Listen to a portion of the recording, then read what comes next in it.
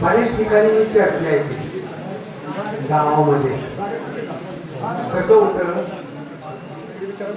बऱ्यापैकी कार्यक्रम ज्यावेळेला असतात त्यावेळेला इतकी चांगली चर्चा क्वचितच ऐकायला मिळते. तुमचा स्वभाव, यापूर्वीचं काम, एकमेकाला मदत करण्याची प्रवृत्ती आणि तुमच्या या कार्यक्रमामुळं या डिपार्टमेंटमध्ये अगदी महाराष्ट्र लेवल पासून संघटनेचे अध्यक्ष वगैरे मागाशी आम्ही ऐकलं आणि आपले पुण्याचे बरीच मंडळी आलेली आहे. खरं म्हणजे आता बोर्डवर पाठीमाग सहज नजर फिरवली, किती ठिकाणी आमच्या नागवण साहेबांनी काम केले. काश्मीर, छत्तीसगड, त्रिपुरा, पुणे, कुठं आणि आमच्या गावामध्ये अगदीच लोक किंवा CRP मध्ये SRP मध्ये बरीच लोक आहेत.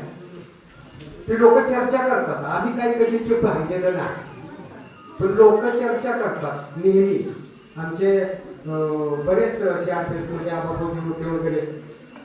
प्रत्यक्षामध्ये डोंगरामध्ये किंवा राहण्याच्या ठिकाणाचं वर्णन जर ऐकलं तर अंगावर काटा येतो, नुसतं ऐकूनच. असं वाटतं की खरोखरच. आणि हे बघा, आम्हाला पण सगळ्यांना, म्हणजे मला तरी वाटतं, माणसाचं आयुष्य 70, 80, 90 लय झालं आता अलीकडच्या काळात. त्यातली 40 वर्ष देशसेवा, 37 वर्ष आणि काहीतरी वर इतकी आणि सेवा केली म्हणजे आयुष्यातला किती मोठा पल्ला, किती मोठा. आपण सगळे आपापल्या कुटुंबाची व्यवस्था कशी व्हावी, पुढं कसं व्हावं, मुलांचं कसं व्हावं, बायकांचं कसं व्हावं, जवळून आपण सगळं सांभाळत असतो.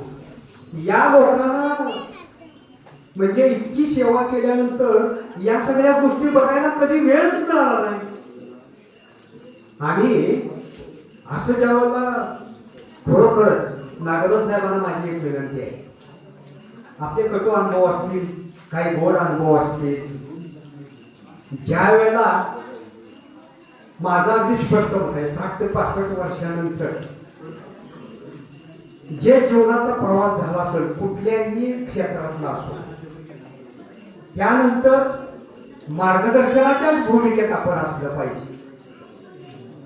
मार्गदर्शनानं तरुणांचं किंवा त्याच्या पाठीमागे जी काही शिकतायची मंडळी किंवा जे बुजुर्ग मंडळी आहे त्यांना मार्गदर्शनानं त्या आपल्या अनुभवावर त्यांच्या जीवनात प्रगती व्हावी.